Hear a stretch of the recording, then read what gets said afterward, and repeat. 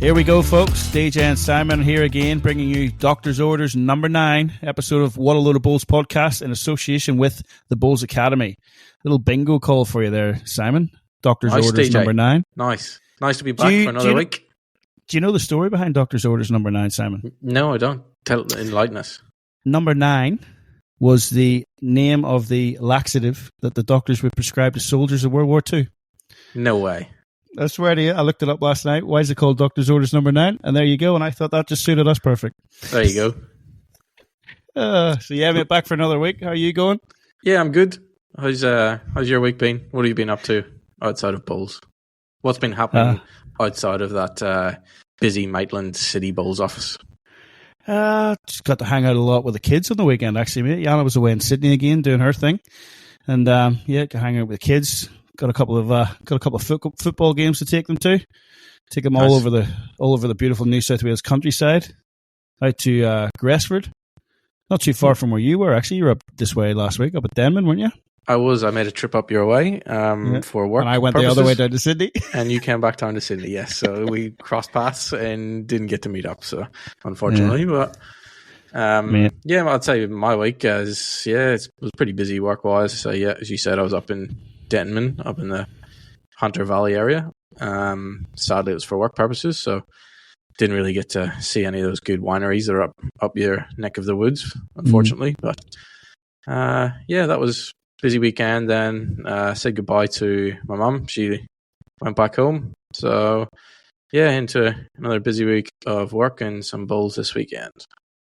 Yeah, I see Ness was a bit disappointed that Mum went home because it's back to her looking after you, whereas Mum was doing it there for a few weeks and giving her a break. Yeah, she's got 2 kids to look after now. Mate, the big news from the weekend, but what's that? Did you watch the FA Cup? I watched the highlights. I did not sit up to midnight to watch it, but I watched the highlights. I'm glad to see that our Manchester United got over Manchester City. Mate, I fought with myself, do it or don't I, because I did it last year. And it wasn't the greatest of starts.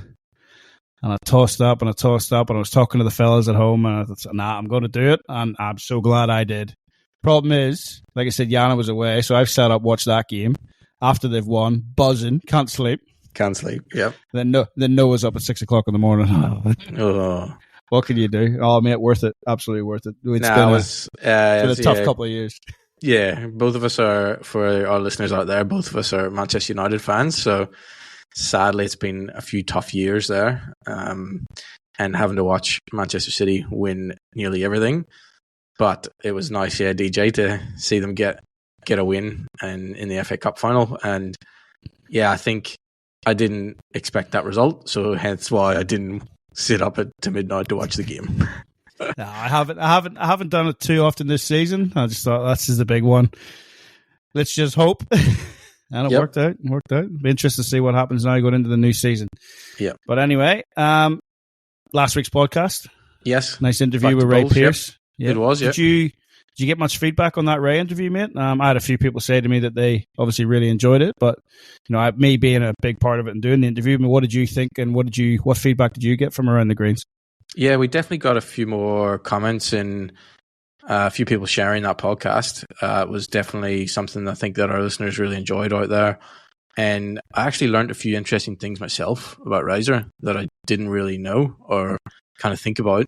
And even though we're good mates here at Tarrant Point and play together and a lot of things. And yeah, I think one of the really good comments that really hit home to me was the comment when he mentioned that his philosophy at a club would be to bring the floor to the ceiling. I thought that was a really good way to look at a club perspective and how we should approach our Bulls. So bringing our lower grade players up to the level of our top grade players, rather than, I suppose we've spoke in previous podcasts, DJ, about some clubs dropping grades to try to win flags. Yeah. And I thought that was a really good comment that he made. So yeah. It was, and it's a bit of a double-edged sword too, because in terms of performance on the green, you want to bring it up, but in terms of culture off the green, that's what you want to do as well. Because, I mean, we've been around clubs often enough, and it happens at home as well. There's always a bit of a disconnect between the upper grade and the lower grades, and whether it be a jealousy aspect or they don't see them around the club enough, blah, blah, blah. Everyone's got their reasons. but you do get that disconnect. So with what Razor said, and Taron point, and I mentioned that to him as well, mate, from obviously being connected with you and the likes of Johnny Green and stuff, and on the outside looking in, you always seem to have that really tight culture. So that's one thing I'd certainly aspire to up at Milton City. But yeah, just as you said, bring the standard up, bring the standard of your lesser players up, so as you're competing at all levels, but also bring the gap between the lower grades and the upgrades back together, so as you're one club fighting for the one cause, supporting everybody. That's what you want to see around the place. Fair comment, DJ. Yep. Something that the listeners should sort of think about their own club and where you think your own club sits within that spectrum of higher grade players, lower grade players. Do they all get on together? Maybe that's something they can look at within their own club. Also, DJ, I thought it was a good point in his interview that when he said that he didn't get to go to the World Champion of Champions after he won the Australian Champion of Champions. Like COVID really affected that, and that was interesting. That I didn't understand that he didn't actually get to go to the world level to compete after he had won that. That would have been hard to take. That definitely would have been. Well, you obviously got to the editing part before everyone else heard it. That left me gobsmacked. That takes a lot of doing. But it was, he took me back there. I didn't even think about that. Didn't realize that. That would be, but in all fairness, obviously it's been a few years, a lot of water under the bridge or whatever. But he's taken it quite well. Like that's the thing. Like it's one thing I really found with Ray talking to him was that he was very open.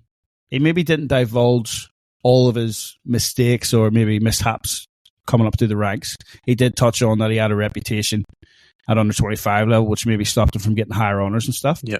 But he's mature enough now that he's owned that. Yep. And he could sit there and say, I made those mistakes. And all credit to him, because a lot of people can't do that. But there was a few things then off air as well, just me and him sitting talking, that he was, I've done this, I've done that, I've made mistakes here or there, and just to be able to own that. And I mean, I think he's turned it. He's a top bloke. I've never had an issue with him. I think he's one of the best around. And it was really, really good. Yep, I think you sort of spoke there about his mindset, and I think one of the other things that stood out in the interview, and if anyone out there is listening this week and they haven't jumped onto that interview, go back to last week's episode. Really worth your time listening to that episode and getting to know Razor a little bit more and how he thinks about bulls. And it showed that whenever he played in that Australian indoor singles final, he didn't realise that if he won that final, he was getting a trip to Guernsey to play in a World Bulls event. He was so focused on just winning that title or that match. He did not know until Barry Lester said to him after he had won, so you're getting a trip to Guernsey. So that shows you his total focus and not thinking beyond that game, or really realizing beyond. He did not look into it, so he was just so focused. I mean, that's a good point for our listeners out there that they could take from that interview, that you shouldn't be looking beyond that game that you're going out to play. Really, that are elite level bowlers, that's how they think, and that's their mindset, and that's what puts them into that elite category over the rest of the sloggers like us, because it's just everybody can draw that toucher, everybody can play that on shot. Everybody that plays the game has the ability to do that, but these guys do it repeat, and it all comes down to that mental side of it.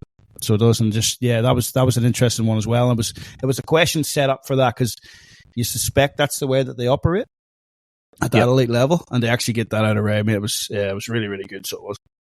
So I've repeated myself a fair bit. I mean, it was a lot of fun doing it, and definitely hoping to lock in a few more in the coming weeks. I do have a very well-known player as we speak. He sent the questions off to his legal team.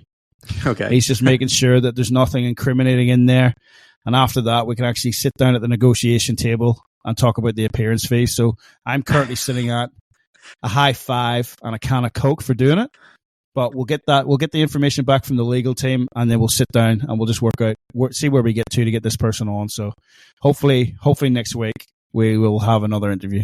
Okay, DJ, looking forward to that. Maybe we could stretch to maybe chucking a Bowls Academy cloth his way. How about that? That might. He probably wants us to pay. He probably wants us to pay him to use it. I'm looking forward to it, DJ. Looking forward to see who that player is. Hopefully this interview gets done before this goes to the air. Otherwise, we may get him. Anyway, mate, around the greens. So, yep. A few more things to look into this week. Going to focus a bit more on some results around the greens, reviewing and then previewing some other things that are coming up. So let's move north of the border into Cane Toad territory, the Queensland State Championships, which we've sort of touched on the last couple of weeks. We opened up with the mixed pairs, and what a nail biter that was. It was a last bull finish with the Tarrant Point marquee, Kane Nelson, ripping a couple of balls out to make a 4 and win by 2 shots with his partner, Bolivia Millerick. And that was over Lauren Schultz and Dean McWhinney. I managed to catch the back end of that on the live stream, mate. And look, it was some ball to finish off. And he caught the commentators off guard too. The commentators are expecting, he might play a couple of feet of weight here, make a 2 and get the tie in. And Kane's going right up the middle. Bang, 2 balls out, 4 shots. Thank you very much. And yes, that little clip I think has come up on my social media newsfeed a few times now, and it was quite a shot to win. Hot form this year, Kane, and he represented Tarrant Point. He was one of our marquees here at the Platinum Pennants, and he played well, and it was really good to sort of get to know Kane and play in the same team as him. But as you said, winning the triples event with Jake and Andrew Evans, 28-21 victory over Ian Pearson, Ian Law, and Gary Law. And in the women's event, DJ, moving on to that, we had Bolivia tried to match Kane in securing the second title in 2 attempts, but came up short, unfortunately. Went down 18-20 in that one. So that was kind of some of the results there in Queensland. Yep. And then after the triples they moved into the 4s event. And there it comes again. Kane Nelson of Kapalaba. Again. 3 titles from 3 attempts. What a great first week he's having. Teamed up with Tyler Pettigrew, Brad Piper, and Cody Garrick. And they defeated a pretty hot team from Helensville. Scott DeJong Fitzpatrick, Isaac Maughan, Brett Wilkie, and Adam White. And that was a 22-12 victory. And certainly he's in red hot form, and he's a rising star of Australian lawn bowls by the looks of it. Yeah, definitely will. As I say, he was pretty solid for us as a marquee player, coming into really a team of guys that he didn't really know. Like, he hadn't played for us before, no real solid contacts with the club. And I thought he did really well coming in and skip for us. And proved that he's definitely one to watch out for. And, he should be on that Australian fringe, I would say, for the next few years. Yeah. And then the women's 4s as well, mate. That one went down to the wire with a single shot win. Very low scoring game. 14-13 was the final score there. Again, another red hot side in the women's game. Kira Bork, Lindsay Clark, Chloe Stewart, and Kelsey Cottrell. And they got the win over Gail Mang, Meryl Ahern, Rhonda Mang, and Jenny Blundell. So some big names starting to get through to the finals of those. So moving on to the pairs now, DJ. So we had sibling partnership win the pairs, and that was the McWhinneys. That was Dean and Dale. And they had a comprehensive win there, 26-15 win over the Shawns. So that's Sean Ingham and Sean Baker. It's a fairly formidable pair there that they managed to get over the line with. No Nelsons this time, but mate? No Nelsons? No. Just the McWhinneys. Kane must be getting tired. Yeah. The women's final was a little bit closer. Mari Gibbs and Tracy Foster winning 21-17 over Emma Spicer and Wendy Wilson. That's the men's and women's pairs there, DJ. And finally then, the blue ribbon events then, the singles. And this year's men's champion after a 25-20 victory was Brendan Wilson over Luke Turner. And this year's women's final was a battle of the Trans-Tasman, with Aussie Golden Girl Chloe Stewart facing off against Caitlin Inch of New Zealand.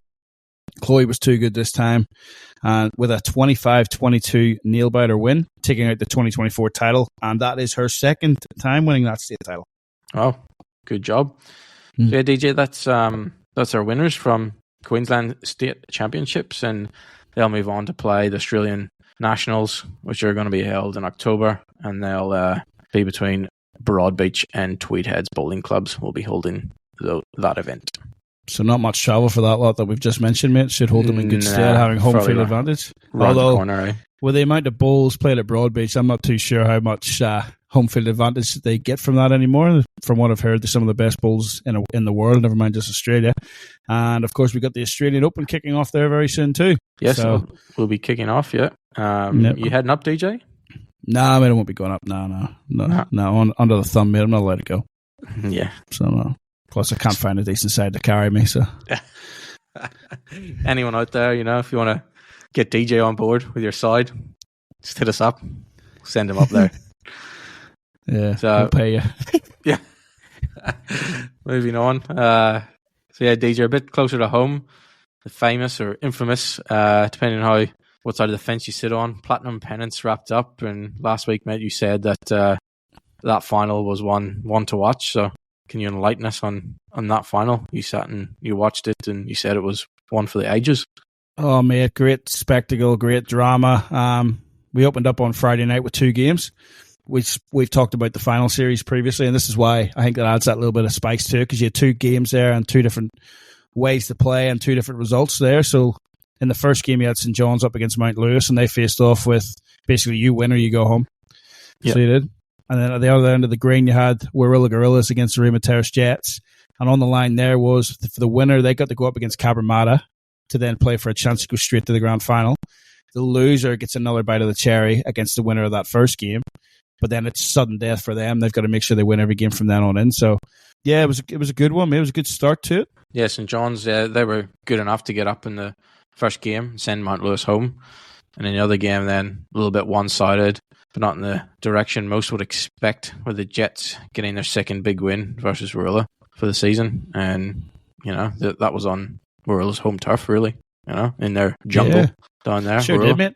Yeah, they sure did. Manny Bouse and his rink came out firing with a huge win. This meant that they played Cabramatta the next morning, knowing that if they win that, they go to the grand final. But you've still got that. If you do happen to miss out on that, you've got another chance to make the grand final with the winner of the other game. But yeah, whereas Warilla then, as I said before, straight into sudden death now.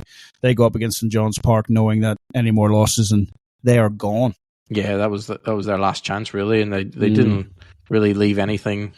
They made a whole raft of changes overnight, and some personnel and positional changes take on St. John's, and it worked, getting the win and lining up another match with the Jets after Cabra seen off their challenge by 30 shots.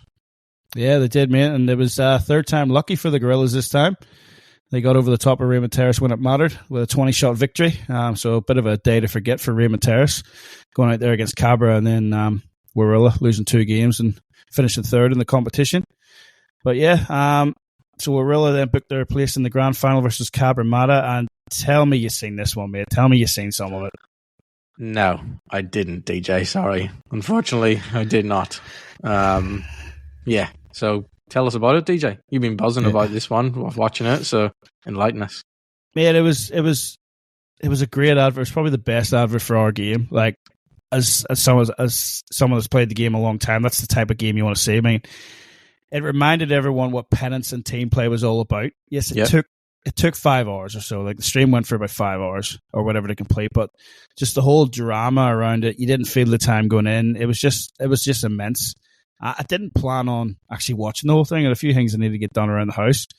But mate, by the end of it, I just couldn't get away from it, and I got to the stage where Yana's sitting there beside me watching it, not wanting to move. She's on the way at the door to work, trying to make sure she didn't leave until the game was over, and the kids were even sitting watching it. That's how good it was getting. Yeah, well, that actually shows, DJ, that is something that our sport can draw in people that aren't bowlers to actually watch it.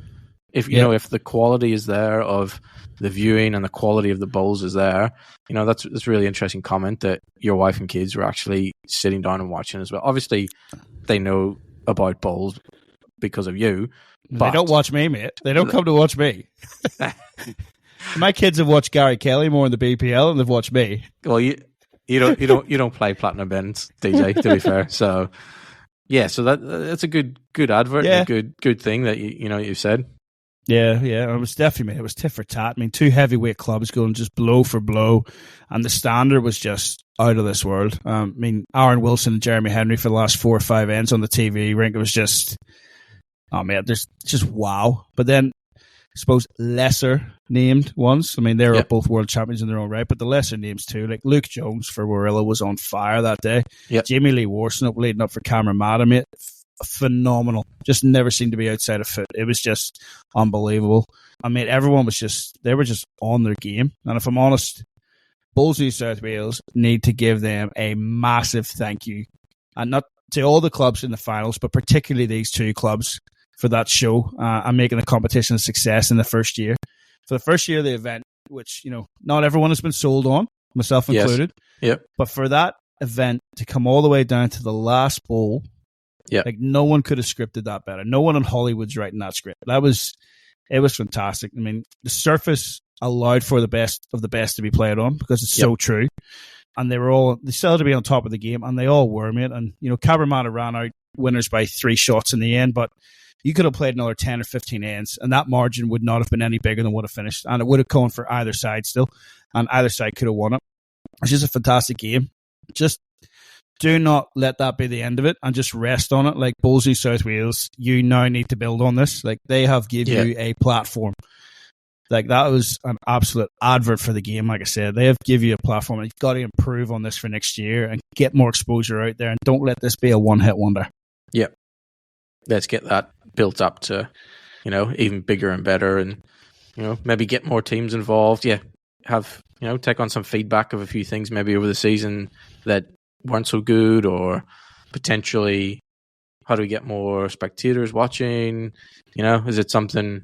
I think I alluded to a few weeks ago about maybe having 2, 3, 4 matches at one venue so we can get that spectator and other bowlers coming to watch the elite of our game. Going back, DJ, to what you said, that the surface allowed the best bowls to be played. Maybe that's something that we should take for other events as well. Like I do hear around the grounds at times that some of our state events or zone events are run at clubs that maybe not necessarily are known for the best surfaces. And maybe that's something that, you know, other people should be thinking about, that in order to see the best bowls and the best players play, we should be playing events on the best surfaces. What do you think? Yeah, definitely, mate. Definitely, especially at that level. So it does. It makes all the difference, just having that true surface for them to be able just to do what they can do. I mean, they're the best of the best anyway. They're going to play on anything, and they're probably still going to get the same results. But that just allowed for, it's so much better to watch these guys play when they know exactly what's coming out of their hand. Yeah, and they know that when they do that, it's going to do exactly what they want. Now, there's little tricks on that. You could see little tricks in the green. By all means, like one hand was very wide on the draw, but very straight on the run. But they knew how to play it. Like it wasn't doing silly things. It was consistently doing that, so they could adapt to that. And it was just, man, I can't undersell it. Honestly, like people are going to listen to this clown just carrying on. Mate, it was, it got me going. Like it really, really did. Like I was living every bowl with the guys. It was phenomenal. Yeah, well, I did hear, DJ, that there was 7 or 8 dead ends on that TV rink, or the live stream rink. You know, so that kind of points out that it went that length that you were saying, that it was a 5-hour kind of length, and, you know, it kind of shows the drama of holding on and hanging on to shots, and every shot was precious, that you're willing to kill ends and replay the end, and not willing to give up one shot to win that game. And it shows the mental attitude of the players and those people playing. So yeah, that's something that, you know, our listeners can maybe hold on to, regardless if you're playing Platinum Pennants, Grade 7. You know, that's a mindset we should all be striving for, and going out to the greens and thinking, I'm not going to give up any shots today, you know, and if I need to kill heads and do that, then maybe that's something that our listeners out there, it should be something that you should have in your game, a tool that is in order to kill an end. A lot of people don't practice drives and think that that's not part of the game, but that game obviously showed that those 7 or 8 dead ends were crucial. You think that there could have been 2, 3, 4 shots, swings in those killed ends, so that obviously played a role with only a few shots in the overall margin. So yeah, that was definitely something that I kind of thought about with that game. Yeah, 100%. Actually, I'll give you a real life scenario of that. Our Division 3 men's team, like I mentioned, I was down with them at state last week. Pardon me. And they led 5 shots with 2 ends to go on the big board, and they had a back rest and toucher. Yeah. Right. So they get the skip from Cabramatta has 1 bowl left. He kills the end. So instead of being 6 down on the big board with one end to play, he's killed it. They replay it. Cabramatta pick up the 5 to level the big board and then win the last end. Now that's a swing. That is a swing. And especially that's what near you the end of a game. It just brings a different, it needs to be part of the game because it's up to that team then to react that we're maybe holding the 5 shots that got killed. How do they react then to, geez, we were just holding 5. He's killed it. How are they going to react to that? Are they going to go again? Are they going to try and hammer it in? Or are they going to let that be a downer on them? And then, I think in the back of my boys' minds, that was, right, we're 6 in front. Yes. Oh, no, he's got the result. He's killed it. Oh, no, we got to go again. Then they lose the 5. They lose a 5, yeah. Yeah, maybe that goes back to our Razor interview, DJ, where you never think ahead. They probably thought they had that shot got because it was a backresting toucher. Yeah, he's never going to get that. That's a wonder bowl to get that out or kill it. And yeah, they're probably thinking ahead, and it's hard to then reset your mindset for that next end going, oh, we should be 6 up playing the last end and we would have won, It's hard. Yeah. I just think it adds a different element to the game other than those respots. Like that's an extra tactic we don't need at times. Yeah. So none of us want to play that length of game every week, but you don't play that every week because you're not in that cauldron every week of sudden death, winner takes all. Yeah. This was a final where it was do or die. In Pennants, you always have next week until you get to the final series, but you do know that you're going to play a set amount of games. So if you lose that one, you can go to the next week. If we want more people in the game, that is the match that they need to watch. That is the standard that they need to watch, and that is the format that they need to aspire to play. Pennants is our test match cricket. Like, not every game goes the full 5 days in test match cricket, but when it does, it just adds that extra dimension to it to have a game of that length come down to the last minutes or seconds of the day. You know, it's just, and this is what Pennants can add to, and I really do think it needs to be a part of the game. It doesn't happen often, but when it does, it's just special. And like Bulls, New South Wales, Cabramatta, Warilla, and the 24 players who played in that game, a debt of gratitude for what they did for the competition. Now keep it going, or what was the point? Yes. Review it hard, and make it better next year. Well, DJ, you could be part of that review, mate, couldn't you? If your expression of interest gets accepted, enlighten us on that. Well, I do hope so, mate. We'll wait and see how that goes, because obviously that EOI went in, and then I was silly enough to start a podcast with you and let you stir me up and say some things. But I've only ever been honest on how I think the game needs to be go. So, mate, I haven't actually heard anything official from anyone on that, so we'll just have to wait and see. And if not, there's always this podcast I have a whinge about things in there. Yeah. Well, DJ, we always like your view on this podcast, so I don't mind you having a whinge. Sorry, not a whinge. Have your honest opinion. That's what I think. Yeah. So, but yeah, it was a great way to finish the event, DJ, that game. And as you keep mentioning, though, exposure needs to increase and keep more people tuned in and watching those live streams and that. So, it'd be interesting to see the numbers, because, yeah, that was one of the greatest team games of all time, according to your synopsis of that game. And I hope there was many people watching out there. It'd be a crying shame if there wasn't heaps of people that got to see that event. What are your thoughts on the viewing numbers, DJ? It'll be interesting to see how they release the numbers, mate. And yeah, I wasn't paying much attention on my side because I was that involved in the game. And I've mentioned before, I tend to watch it on YouTube now because it's just easier to put it on the TV and you don't have the live scores there, or the live viewing audience as you do on Facebook. But a couple of people I've talked to at the club have said they tuned in here or there, and they didn't really see the number pass sort of 500 odd at any one time.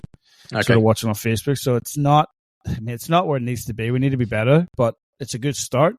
Yeah, it's better than not having it at all, I suppose. But anyway, they got to build on it, man. They just got to make sure they build on that. Like that, it would be, as you said, it's a crying shame if that's one of the greatest team games in history that we've ever been able to witness, and only about 1,000 people get to watch it, and don't put the finals on when everybody else is playing events. Yes, that would be a good start. A standalone competition. Yeah. But anyway, that's enough reviewing, mate. What have we got to preview? What have we got coming up? So, this weekend, DJ, we have our Interzone Championship. being held at Dundas Sports in Sydney. Trust you to bring that up because you're involved in it. That's right, DJ. Yep. So look at me, everybody. I got picked. Luckily, I got picked. Yes. So Yeah. I will be there representing Zone 13. So DJ, you want to explain to our listeners out there what our Interzone is for anyone who's not familiar with it? From the outside looking in, because I can't get picked in these teams. That's it. Yes. But yeah, mate. So Interzone is the 16 zones around New South Wales pick their best 12 players, or what they deem to be their best 12 players, at both a senior, so over 60, and open level, so every age. And they all converge on one or two venues. So as you've mentioned, Dundas along with Northmead are going to be hosting this one all week. Yep. And they play out to see who has got the best zone in the state. So it's a matter of all the clubs within that zone coming together, which always makes an interesting dynamic. And I'm going to actually come back to your zone on this one, mate, because one of the biggest rivalries that I've found in bowls is Tarrant Point versus Engadine, both within the same zone, both fighting over the same sort of catchment area. Yes. And you guys now have to come together within a 12. So how many Tarrant Point and how many Engadine fellas are actually picked in this team, mate?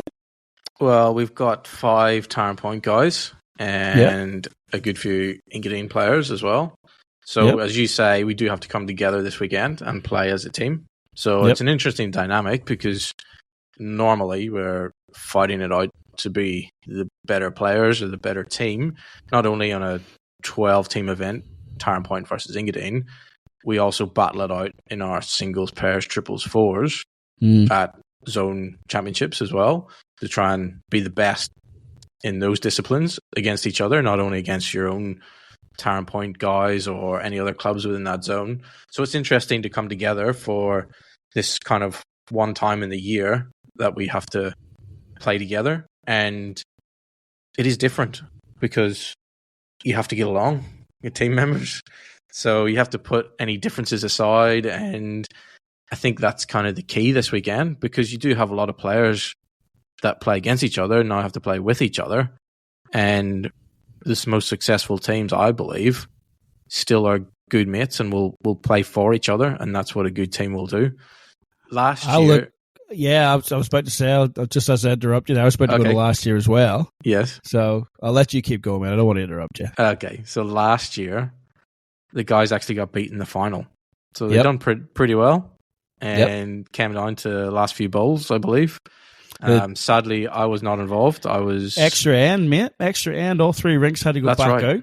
Yep. I was lucky enough to be there, mate, as the best club in New South Wales was hosting the event last year, under the cover of darkness. But yes, it went down to a measure on an extra end last year. Yeah. And it was Zone 1 from the Ballina area that got up and won the competition. Now you have, obviously, as you mentioned, Zone 13 with Tarrant Point and Engadine.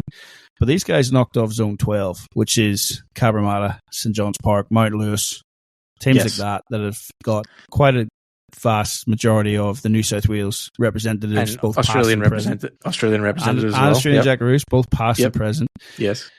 All trying to come together to represent Zone 12. And results are there. It didn't go as well as what it probably should do because the game's not won on paper. And as you said, it's all about people coming together and playing for the one cause. And Ballina did that better last year, Zone 1.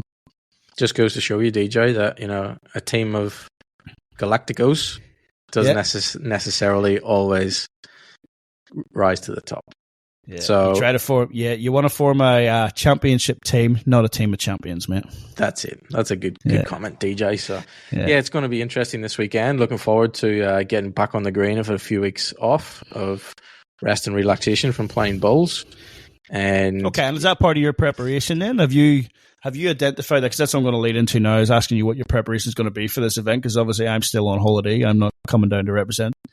But was that part of your preparation, mate, on a personal level of, I'm going to take a bit of a break from the game, do my own thing? Just with playing Platinum Pennants, we were playing 2-3 games every weekend for a good solid 5-6 weekends.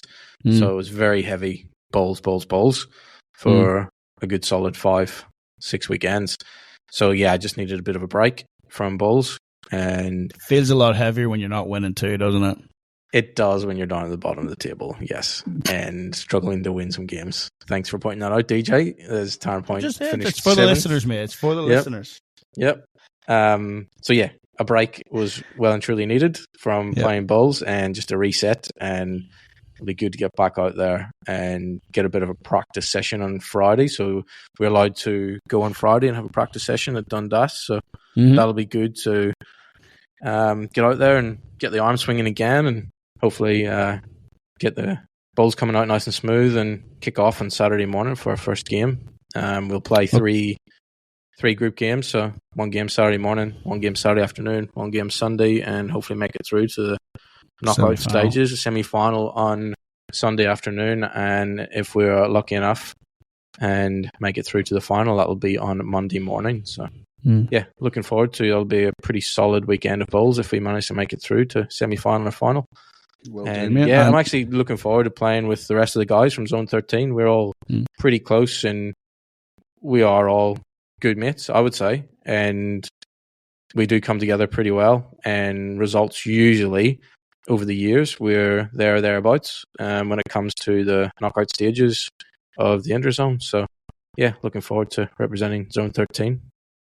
Yeah, well, that's the next question, mate. So you're saying you're getting together for that roll up on Friday afternoon. Is that a case of your zone representatives have just put that out to you and said, please meet at this time? Or is it a case of, right, you will be here at this time, and you will actually have some sort of team preparation together? Because you're all just, you're coming together. As you said, you're coming off a break. Some guys have been playing different events and still. So is there going to be a team preparation that you go through before this event? Or is it just pick the team and hope? No, we've been told that it's optional. Because obviously Friday, it's in the afternoon, and guys do have commitments with work and stuff. So it may be harder for some guys to break away early from work to potentially drive to Dundas Sports, which could be an hour and a half drive, depending where you are in and around the city. So yeah, it's an optional thing, and it's entirely up to each individual whether they can make it or not. So, but hopefully as many guys can make it as they can. It's going to be pretty hard to get all 12 there, I reckon. But even if the majority of the team turns up and has a bit of a roll-up, get together, yeah, it'll be good then for Saturday morning start.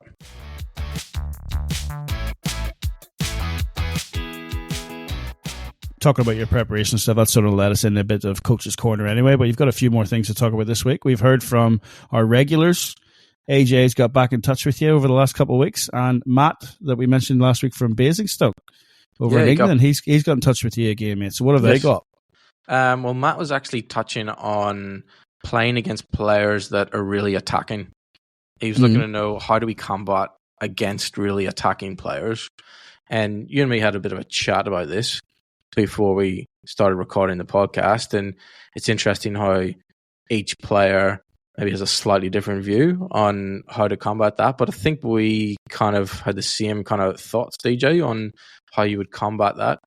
The most obvious is obviously you got to have cover bowls. If somebody's going to drive all the time, you kind of know what they're going to do when it comes to the last couple of bowls of the end and they're down a few shots. So, sticking around that cover bowl around the back and having something that, if the jack ends up in the ditch, you've got something there. You're not going to drop 2s, 3s, 4s, or whatever it may be. Another thing we both sort of thought of was playing longer jacks. Because obviously if the mat back, jack to the tee. And yes, some people might say, well, it's easier to ditch it because the jack's close to the ditch, but that target is further away. So it's a lot smaller. It's harder to hit if you've got the mat right back on one end and the jack at the other end. It's definitely going to be, in theory, harder to hit. So I would suggest that you keep the mat back and you throw a 3/4 long jack. Just make that target a little bit further Whatever away. suits you too. It's got to come down to how you're playing and what you're comfortable with at the time. Because obviously a lot of players don't like the ditch to ditch or the tee to tee, as we call it back at home. Yep. But certainly, it's one tactic that we would have employed if we're playing against an aggressive player, is to just try and make those targets as small as possible, and then really concentrating on your line as opposed to your weight, I suppose, with that type of player as well. Because if you can, if you get the ball on the line in front of the jack or on the line behind the jack, it's a smaller target than a jack high ball. So if you can really concentrate on your line and the weight will come. So, like if you're a player at all, the weight comes. That's what I was always taught. Worry about your line, because if you're a player at all, you'll get weight naturally. Yeah, and setting the ball jack high is just going to light up any attacking player. Really, like he's just going to go, thank you very much. You just set a ball jack high, whether it's a foot away, 2 feet away, even that, setting jack high balls. And that's something DJ was really notable playing Platinum Pennants, that if any jack high balls at all, guys will run at it. And no questions asked. It's like, thank you very much. You just made that target a lot bigger for me. I'm going to ditch the jack, or I'm going to kill it. And it definitely was really notable, Platinum Pennants at the elite level. And yes, obviously, players at that level can hit targets more regularly, but that's because they're employing those tactics more regularly as well. So maybe that's something that our listeners can sort of think about, that our elite level players do practice drives all the time. They do practice up shots all the time, because they know that that's going to be the percentage shot when somebody sets a jack high ball right next to the jack. So something to think about. And at also, last point, when you're playing an attacking player, remember, nobody is perfect. Unlike DJ, we cannot hit every single jack all the time. No matter who you are, just think about that. And maybe unless you're Ryan Bester, maybe DJ, maybe, he could hit every single one. But yeah, I would say you're going to have your moment where that attacking player is going to miss. So you just build heads, cover ball, build heads, and your big count or your 4, 5, 6 shots may come along. So yeah, that'll be our points really, DJ, for playing, I guess, an attacking player. Yeah, just always keep that pressure in the head of just peppering it as best you can.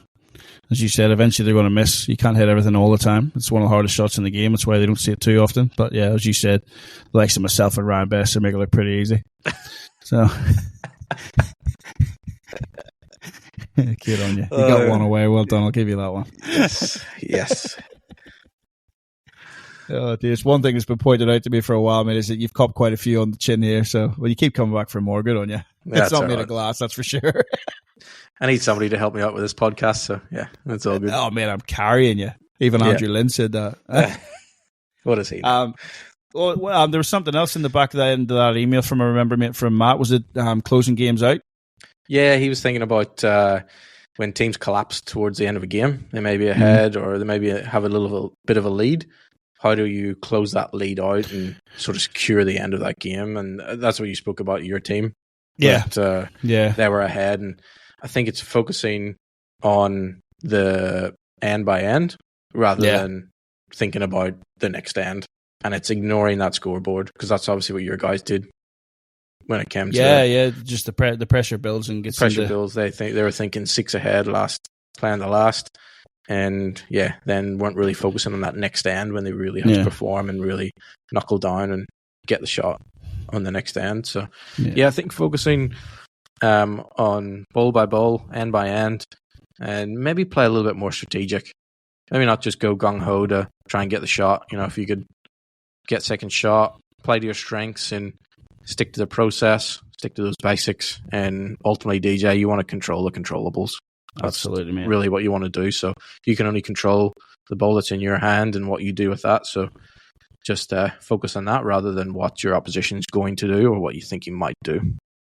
Yeah, absolutely. Well, you're definitely better placed to talk on that than me, mate, for collapsing. I've never been unfortunate enough to have a collapse. So I haven't.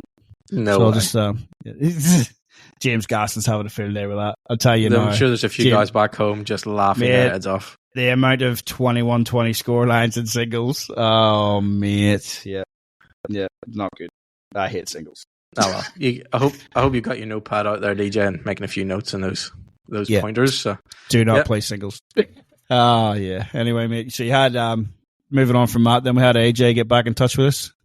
Yep, so AJ got in touch with us again through Messenger, so any of you listeners out there that want to send us a few questions or any topics that you want us to touch on or talk about, get in touch with us through Facebook, jump on the website. We've got a contact form on the Bowls Academy website, or you can send us an email. Our email address will be at the bottom of the show notes if anyone wants to send us an email. So he said that he feels that his club is stuck in their old ways, and they hold social bowls during midweek times outside of sort of times that anyone who's working, who's in that sort of working age, the younger age generation, won't be able to play.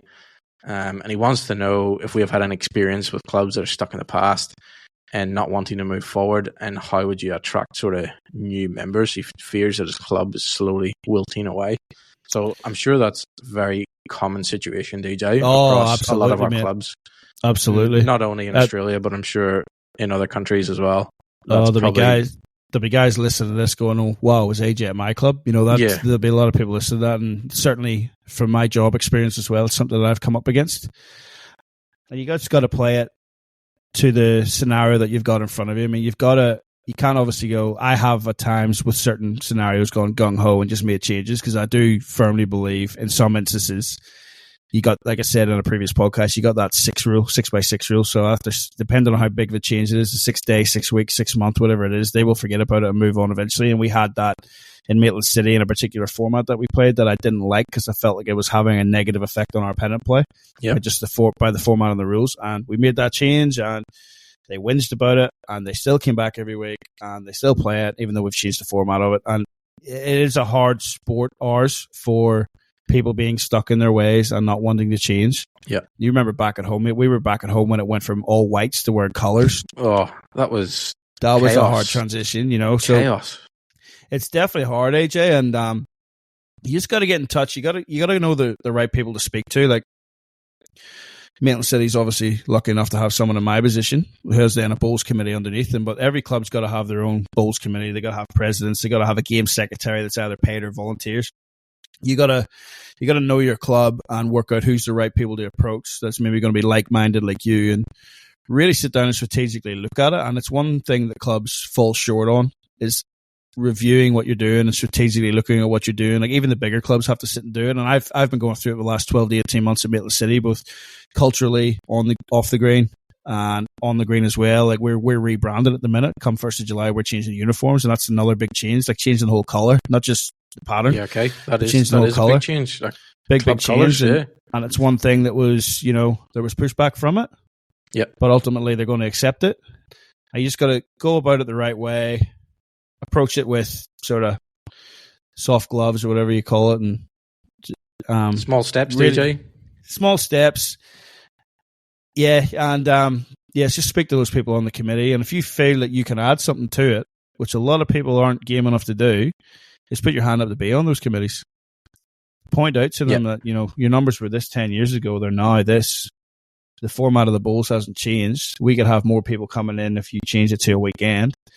Knowing the demographic of the club, speak to the people that actually run the club and look at what is your age demographic. How many people have you got in that certain, like even the 30 to 40 age bracket, for example? Yep. And how can you target them to use your membership database to target them to come to the club, try out some bowls, just different things together. So there's many ways to skin that cat, mate, but you really got to sit down as a club, look at where you are, look at where you were, how can we get to be better, and strategically look at it and really try to make those steps. And you're not going to get anywhere by not changing. Yeah, I think that is key, DJ. That you got to sit down and with the people that are in, say, the power at the club. So the people that are in the positions to make those changes, you kind of have to sit with those people and get them on board with your thinking. And that is, to do that, you have to do a review of, okay, what have we done in the past? This is where we're at. This is where we need to go. And if we don't do this, this is what's going to happen. You can't have to spell it all out. And as you say, have a look at, if you have younger players that are in their 30s, 40s, even maybe some clubs, a younger player is somebody in their 50s. That could be a possibility. And you could turn around and say, well, we only have 30 playing members. 20 of them are over 70. So in 10 or 15 years' time, we may not have a club at all. So if we don't make changes now, there is not going to be a club. And you might have to spell it out as bluntly as that. And go, what are we going to do about it? And it can be that, and it can be those hard conversations. Yep. And so they have to be done. And maybe, AJ, if you clearly have the club at your heart, because you've reached out to us for some help, and maybe you're the guy to take that step and make those hard comments or try and get things moving at your club. And I'm sure you're not the only one, AJ, that's out there, and there's other people that probably feel the same. And sadly, it's probably all too common at clubs across the country and clubs at other countries, and why the numbers are declining in our sport, that we don't make those changes that are needed. And hopefully, AJ, you make some changes, and hopefully you can reverse those numbers, and hopefully your club does not wilt away, because the last thing we want to see is another club fold, DJ, or disappear, because a lot of our bowling clubs are the heart and soul of our communities and help a lot of people, even just companionship and mates getting together, having a chat, having an hour or two on the green, and that can be a lifeline to some people out there. So yeah, hopefully, AJ, you can make some positive changes at your club, and yeah, be interesting to see how you go about it, and yeah, keep in touch with us, and we'd love to hear some of your thoughts. Feel free to get in touch privately, mate. Email us if you've got anything else that you don't really want to maybe bring up on the podcast, and we'll happily have that chat with you. So we've been doing this for a few years now. We know roughly what we're doing. So, well, that's it for this week, Simon. So, mate, just a bit of a review for ourselves. How do you think we're going so far? 9 episodes in? 9. We'll look forward to the Big 10, DJ. And yeah, I think we've been going pretty good, and we've been building a good community out there, and our listening numbers are going up week on week. So that's a real positive, and definitely we've both been getting some really good feedback from bowlers out there, not just immediate friends and family and other people in our circle. We're getting some comments from people not only within Australia, we're getting comments from people in America, South Africa, UK. We're reaching out there beyond the seas, DJ. So yeah, it's just make sure those Canadian viewers and stuff, they know that we're happy to answer questions, but they got to fly us over there first. Okay, you've been just Canada, business. Just business. No, man, I'll not be fuzzy. Business will do. Okay. But you've been to Canada too, man. I've been to Canada. It is a beautiful country. It is. We'll make sure we go in the summertime, though. Oh, I don't mind, man. I don't mind the snow. Well, you'll have to play indoor bowls, won't you, in wintertime? You won't be playing outdoor bowls. No, man, I'll probably be fully retired then, just sit behind this microphone. So, well, there we go. Listeners, if you want to help DJ get retired behind the microphone, just make sure you keep sharing the podcast. Keep hitting that share button, follow button. If you're a company out there that wants to be mentioned too, we will take a fee. DJ will, yeah, for sure. Anyway, one thing I'm certainly enjoying from all this thing is just finding out just how much we actually have in common. And one of those most recent things is, like, you don't know what I'm going to say and I don't know either. So we've got that in common, which is good. So I hope you're keeping some of these edits, mate, because there'll be a good blooper reel at times. Sure, we might release that. No, it's been a lot of fun, folks. I really hope you are enjoying it. Yeah, as Simon says, episode 10 coming next week. We hope to have a player interview there as well. If not, we'll find some rubbish to talk about and we'll keep going. But yeah, I hope you're all enjoying it. Please feel free, as we say every week, get in touch with us. If you got any feedback, let us know. It could be privately, it could be comments on the Facebook page, it could be anything you want. Just get in touch, let us know what you're thinking, what do you want, what more do you want to hear, who do you want to hear from? And by all means, we will try and do that. So thanks again, folks. Always good to have you listening. Keep that little disc on the inside and stay tuned for next week. Yep. All the best on the greens, folks, and we'll catch you next week.